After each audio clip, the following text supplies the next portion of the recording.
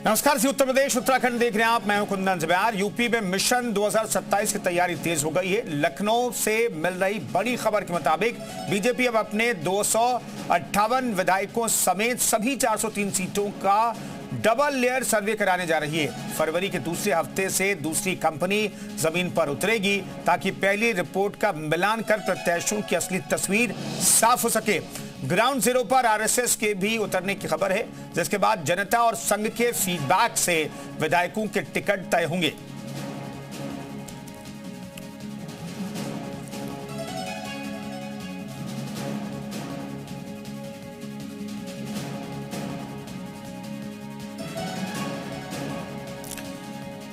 तो दूसरी बार अपने विधायकों का फीडबैक बीजेपी लेने जा रही है। पहली बार सर्वे हो चुका है जिसमें ज्यादातर विधायकों के कुछ पैमानों पर फेल होने की खबरें सामने आई थी, जिसके आधार पर टिकट काटा जा सकता। लेकिन क्रॉस चेक करने के लिए फिर से डबल लेयर सर्वे प्लान तैयार बीजेपी ने किया। यानी कि अगर जनता के बीच विधायकों की छवि अच्छी है, बेहतर है, तो उसे रिपीट किया जा सकता है, और अगर बेहतर नहीं है तो उसे टिकट उसका काटा जा सकता है। इस प्लान के तहत पहले भी दरअसल एक सर्वे कराया जा चुका है और अब दूसरा सर्वे कराने की तैयारी, और कहा जा रहा है कि फरवरी के दूसरे हफ्ते से यह सर्वे शुरू हो जाएगा।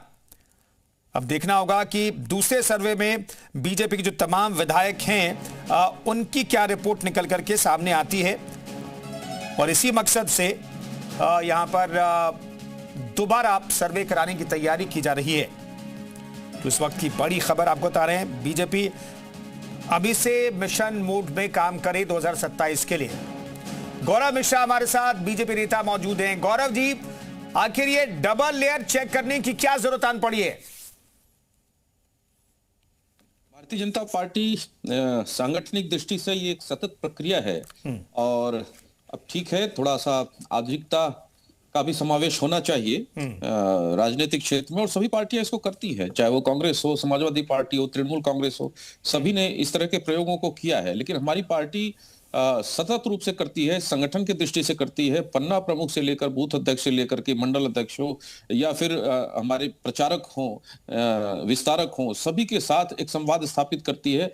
और प्राइवेट एजेंसीज का रोल सिर्फ इतना ही है कि जो डेवलपमेंट के प्रोजेक्ट्स हैं उसका परफॉर्मेंस क्या है, ग्राउंड रियलिटी का है। और हमारी सरकार ने तो इसके पहले सभी विधायकों ने अपने क्षेत्र के विकास की बाकायदे रिपोर्ट छपवाई थी, उसकी किताब छपवाई थी, और उसको वितरित भी कराया था अपने अपने क्षेत्रों में। और सभी विधायक के डेवलपमेंट परफॉर्मेंस को एसेस किया जा सकता था, देखा जा सकता है कौन कौन सा काम कहाँ कराया गया है, कितने रुपए का कराया गया है। इस तरीके से एक परफॉर्मेंस निकल के आता है, और स्वाभाविक है कि उसमें जो हमारे नए जो कैंडिडेट आए थे उसमें उन रिपोर्ट्स का भी बड़ा योगदान था। निश्चित रूप से उसमें जो परफॉर्मेंस होती है कैंडिडेट की, जनता का जो पल्स होता है, जनता का जो रुझान होता है उनके प्रति, ये चीजें भी समझ में आती है। लेकिन ऐसा नहीं कि किसी एक रिपोर्ट के बल पे ये सारी चीजें तय हो जाती हैं। कई तरह की रिपोर्टें आपस में शामिल होती हैं, और फिर हमारा शीर्ष नेतृत्व इसको अपने तरीके से इसका एनालिसिस करता है, इस पर मंथन करता है, और फिर उस पर सारी चीजें तय होती हैं।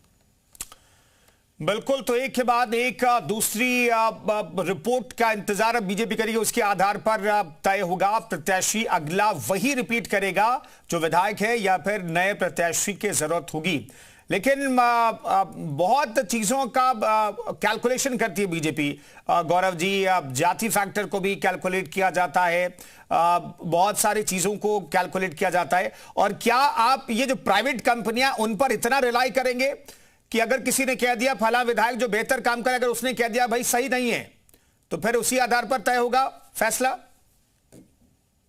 नहीं, भारतीय जनता पार्टी देखिए दुनिया की सबसे बड़ी संगठनात्मक पार्टी है, लोकतांत्रिक व्यवस्था है हमारे यहाँ, और संगठन में कार्यकर्ताओं का पल्स क्या है, उनका रुझान क्या है, उनका भी विचार लिया जाता है। और प्राइवेट कंपनियों का सिर्फ तात्पर्य डेटा एनालिसिस से है। वो डेटा कलेक्ट करते हैं और उनके डेटा को भी क्रॉस वेरिफिकेशन करने की व्यवस्था हमारी पार्टी करती है। ऐसा नहीं कि उसके ऊपर भरोसा करती है पूर्ण रूप से, लेकिन उस पर जो अंतिम निर्णय होता है वो अंतिम निर्णय कई प्रकार के मंथन के बाद होता है, और वो अनुभव के आधार पर, कार्यकर्ताओं के फीडबैक के आधार पर, विस्तारकों के फीडबैक के आधार पर, मंडल अध्यक्ष के आधार पर, इस तरीके से कैंडिडेट का चयन होता है। उसमें बहुत सारे फैक्टर हैं, उनका परफॉर्मेंस है, स्वाभाविक है, सभी, चाहे वो जाति फैक्टर हो, क्षेत्रीय फैक्टर हो, डेवलपमेंट का फैक्टर हो, सभी बिंदुओं पर ध्यान रखा जाता है, तब उसके बाद निर्णय होता है। बिल्कुल गौरव जी, बने रहिए हमारे साथ। पंकज मिश्रा, कांग्रेस प्रवक्ता, हमारे साथ मौजूद हैं। पंकज जी, स्वागत है आपका।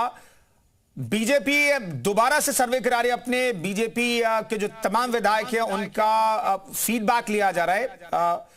दोबारा ये सर्वे हो रहा है, क्या कहना चाहिए कांग्रेस, और कांग्रेस की तैयारी किस तरीके से आगे बढ़ रही है 2027 के मद्देनजर?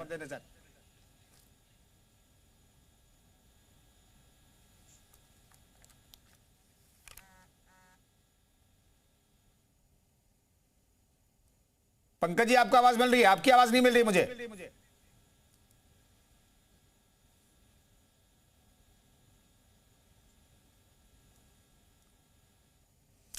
चलिए, निखिल खत्री हमारे साथ मौजूद है। निखिल जी, आप लोगों की क्या तैयारी चल रही है? सबसे पहले सर आप सभी को नमस्कार। और सर मैं आपकी बात से जोड़कर एक बात बोलना चाहता हूं। जैसे सर आपने अभी बोला था कि कैसे बीजेपी जो भारी जो कमेटीज होती है उन पर भरोसा करती है, क्योंकि इन बीजेपी वालों को पता है कि जो अगर ये कुछ बोलेंगे तो कोई जनता मानेगी नहीं। और ये सर्वे बीजेपी वाले सर्वे कैसे करेंगे सर? जो संगठन है, संगठन सरकार के साथ नहीं मिल रहा है, और जो सरकार है वो संगठन के साथ नहीं मिल रही है। मैं आपको बता दूं, हम मोदीनगर से हैं। मोदीनगर से जो हमारे विधायक डॉक्टर मंजू श्रीवास जी हैं, 2 बार उन्हें टिकट मिला। आज तक वो एक बार भी कहीं भी जनता के बीच नहीं दिखी है, कोई कार्य किया नहीं है। और बार बार पिछली बार भी सर्वे में उनका नाम नहीं लिया गया था। तो मैं समझता हूँ सर्वे सारा ही फ्लॉप है। और वो 9 साल से विधायक है। मैं सर वो कहीं मैं कह रहा हूँ एक कोई काम नहीं किया। तो ये बीजेपी की मानसिकता है। जगह जगह पर देखिए, आप कौन से जिले में चले जाइए, बीजेपी के विधायकों ने काम किया है। और सबसे पहली बात, जैसे ये सर्वे अब जो जैरविस और एबीएम जो सर्वे कर रहे हैं, और जो 2024 में 2022 में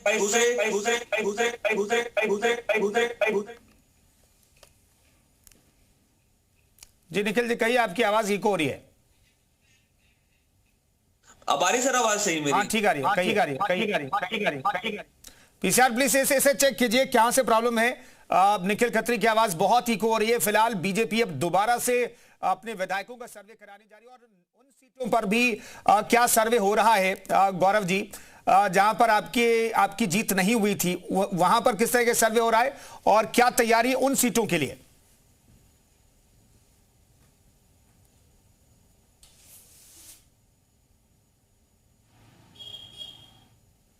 था कांग्रेस ने सर्वे, आईपैक से कराया तृणमूल कांग्रेस ने, समाजवादी पार्टी ने भी सभी विधानसभा क्षेत्रों में जातीय सेंसस कराया प्राइवेट कंपनी से। तो ये तो स्वतंत्रता सबके साथ है। आज हम टेलीफोन पे बात कर रहे हैं या जूम पे बात कर रहे हैं, तो सब कोई ना कोई प्राइवेट एजेंसीज हैं। उसके माध्यम से ही हम तकनीक के माध्यम से एक दूसरे तक पहुंच सकते हैं और डेटा जो है कलेक्ट कर सकते हैं, उसी आधार पर निर्णय ले सकते हैं। और जब इससे हमारा परफॉर्मेंस सुधर सकता है, हम बेहतर कैंडिडेट का चुनाव कर सकते हैं, तो क्यों ना हम उस सारे रास्ते को अख्तियार करें। भारतीय जनता पार्टी नित्य नवीन प्रयोग करती रहती है, और विदिन द पार्टी कैंडिडेट के चुनाव में बहुत हार्नेसिंग, बहुत माइक्रो लेवल पर इनका एनालिसिस किया जाता है, और कहीं उसमें कमी दिखाई देती है तो उसको बदला भी जाता है। मुझे लगता है कि ये सभी पार्टियों को करना चाहिए। अगर उनको परफॉर्मेंस चाहिए तो करना ही चाहिए, और भारतीय जनता पार्टी उसमें बहुत आगे है। और जहां तक एक सर्वे और दूसरे सर्वे की बात है, तो स्वाभाविक है कि पहले सर्वे और दूसरे सर्वे के मिलान में, और हर समय में जब कोई किसी चीज की सोशियो पॉलिटिकल और जियो पॉलिटिकल सर्वे होता है, तो उसमें परिवर्तन आता है। दिन प्रतिदिन नए नए इश्यूज आते हैं, तो उसके आधार पर परिवर्तन भी आता है, लोगों के मूड भी बदलते हैं, परफॉर्मेंस भी बदलता है, ये सब सारी चीजें आती हैं। तो उसका एक क्रॉस वेरिफिकेशन, उसका एक सतत जांच प्रक्रिया के आधार पर एक निर्णय तैयार करना, रिपोर्ट तैयार करना, और फिर मंथन करना। फिर हमारी पार्टी बैठती है, शीर्ष नेतृत्व बैठता है, उस पर अपना सब लोग विचार रखते हैं, उसके बाद ये सब सारी चीजें तय होती हैं। तो मुझे नहीं लगता कि इसमें किसी भी प्रकार का इस दृष्टि से देखना चाहिए। बिल्कुल ठीक है, अपनी पार्टी को मजबूत करने के लिए कवायद एक्सरसाइज करने के सभी को हक है, और वो आप करें तो कोई दिक्कत नहीं है। विशाल भी हमारे साथ जुड़ रहे हैं। विशाल, क्या इससे पहले भी डबल और ट्रिपल लेयर का सर्वे होता रहा है बीजेपी में? देखिए, बिल्कुल 2022 के विधानसभा चुनाव में 2 अलग अलग सर्वे हुए थे, जो कंपनियों से कराए गए थे। अलग अलग 2 कंपनियों के जो सर्वे रिपोर्ट है उसको ही आधार बनाया गया था। और इसके बाद आपको बता दें कि जो है पार्टी लेवल पर भी एक सर्वे होता है, लेकिन ये जो सर्वे है ये सेकंड फेज का सर्वे है। पहला फेज की जो कंपनी है उसने अपना सर्वे कर लिया है, ऐसे में दूसरे फेज के जो सर्वे है ये दूसरी कंपनी करेगी, और दोनों ही रिपोर्ट का मिलान किया जाएगा। सबसे बड़ी बात है ये इसलिए भी किया जाता है कि कहीं विरोधाभास की स्थितियाँ ना हो, क्योंकि एक जगह पर यह होता है अक्सर कि एक सर्वे के बाद उसको बाइज्ड होने के आरोप लग जाते हैं। तो ऐसे में दो कंपनियों की जो रिपोर्ट होती है उसका आकलन किया जाता है। और आपको याद होगा कि जब 2022 के विधानसभा चुनाव हुए थे तो इसी सर्वे रिपोर्ट को आधार बनाकर 120 जो मौजूदा विधायक थे उनके टिकट काटे गए थे और उसके बाद जो है वहां पर प्रत्याशी बदले गए थे, जिसका फायदा भी बीजेपी को हुआ था। ऐसे में अब ये अगर हम बात करें तो उत्तर प्रदेश में जो बीजेपी के मौजूदा विधायक हैं, उनके सहयोगी दलों के जो विधायक हैं और जहां पर बीजेपी के विधायक नहीं है, जो सीटें हार गए थे, वहां पर कौन संभावित उम्मीदवार हो सकता है, वहां पर क्या चर्चा है, इसके साथ साथ विरोधी दल के जो नेता हैं उनकी लोकप्रियता किस पैमाने पर है, इन सब चीज़ों को भी पॉइंट में शामिल किया गया है। और इसके साथ साथ जो विस्तारक रहे हैं, 2022 के विस्तारक रहे हैं, इसके साथ साथ जो जिला अध्यक्ष हैं, मंडल अध्यक्ष हैं, जो बूथ लेवल पर जो कार्यकर्ता है, पन्ना प्रमुख हैं, इन सबसे भी अलग अलग सर्वेयर जो है वो बातचीत करेंगे। तो ऐसे में ये बहुत इंटरनल सर्वे होगा, किसी तरह से बिल्कुल भी पता ना हो किसी को कि किस लिए सर्वे हो रहा है। चुनावी माहौल के मुद्दे को जो है घुमाते हुए प्रत्याशी के बारे में पूछा जाएगा ताकि किसी भी तरह से ये ना पता चल सके कि प्रत्याशी के लिए सर्वे किया जा रहा है। तो इन सब चीज़ों की खास बारीकियां जो है वो रखी जाएंगी और फरवरी के दूसरे या तीसरे हफ्ते से इस सर्वे की शुरुआत हो जाएगी। करीब 2 महीने का ये पूरा वक्त होगा और अलग अलग क्षेत्र में ये सर्वे किया जाएगा और हर विधानसभा की जो रिपोर्ट है वो बनाकर बाकायदा केंद्रीय आला कमान को दी जाएगी और पहले सर्वे की जो रिपोर्ट है और दूसरी सर्वे की रिपोर्ट है उसके आकलन के बाद ही जो पार्टी अपने लेवल पर जो रिपोर्ट तैयार करेगी, उन सब चीज़ों का पैमाना तय होगा कि टिकट मिलना है या कटना है। जी, पंकज मिश्रा हमारे साथ जुड़ गए। पंकज जी, क्या तैयारी कांग्रेस की है 27 के मद्देनजर? निखिल जी मैं लौटता हूं, फिर आप जवाब दीजिएगा।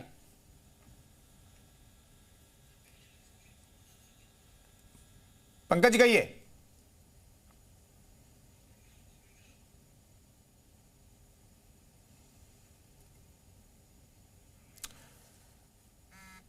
पंकज जी आपको आवाज नहीं मिल रही लगता है, आपकी आवाज नहीं आ रही हमारे पास। और चलिए हम एक बार फिर से निखिल का रुख करते हैं। निखिल कुछ कहना चाह रहे हैं, लेकिन निखिल अपनी पार्टी को मजबूत करने के लिए तमाम कवायद करने के सभी को अधिकार है, बीजेपी वही कर रही है, तो आप लोग क्यों उंगली उठा रहे हैं? मेरी सर आवाज सर पूरी क्लियर आ रही है सर? आ रही। सर सबसे पहले सर मैं बता दूं सर, बीजेपी सर सारे मुद्दों पर फैल रहा है सर। इनके सर हम सर मोदीनगर की बात करें तो सर मोदीनगर में सर इनकी विधायक सर 9 साल से डॉक्टर मंजू सिवाज जी, सर उन्होंने सर कोई कार्य नहीं किया है सर। पिछले समय में सर उनको सर दिखा दिया गया था और इस बार सर मैं कह सकता हूँ कि सर यही सर ऐसी सर बीजेपी की सर मानसिकता है। सर आप सर कौन से जिले में लीजिए सर, आप अगर सर ये सर्वे सर जो भी जयवीर सर जो एबीएम सर्वे कर रहे हैं सर, इनसे पहले भी सर्वे हुआ था सर, 120 सिटिंग विधायकों की टिकट काटी थी। और अब सर मैं समझता हूँ 403 में से सर अगर सर्वे अगर सर ये बोल देगा कि भाई तो तुम 400 की तुम 258 की विधायक है, तुम 258 की सारों की टिकट काट दो, तो सर क्या ये सर्वे वाले नहीं बोल सकते हैं? सर सबसे पहली बात, अगर सर कोई सर्वे होता तो सर सबसे पहले देखते हैं कि भाई वो विधायक क्या कहते हैं अपने क्षेत्र में घुमा नहीं घुमा है, वो विधायक की छवि कैसी है, विधायक अपने कार्यकर्ताओं में बैठता नहीं बैठता है। तो सर ये हर चीज पर तो सर बीजेपी फैल है सर। समय समय पर सर जनता ने सर मैं समझ सकता हूँ सर जनता भी सर इनके खिलाफ हो चुकी है और सर ये सर्वे करवा रहे हैं, ये सर सर्वे इस समय करवा रहे हैं सर जिसमें सर इनको पता है कि सर जो संगठन और जो सरकार है सर दोनों सर साथ में है ही नहीं सर, दोनों के सर आपस में टकरा रहे हैं सर, ना संगठन सरकार के साथ है और ना। चलिए निखिल, कुल मिलाकर के देखना होगा कि बीजेपी का ये फैसला है, बीजेपी को कितना फायदा मिलता है कितना नुकसान मिलता है, ये देखना होगा 2027 के नतीजों के आधार पर यह तय होगा। फिलहाल बहुत बहुत धन्यवाद इन तमाम खबरों पर बातचीत करने के लिए विशाल का और तमाम मेहमानों का भी शुक्रिया। फिलहाल आगे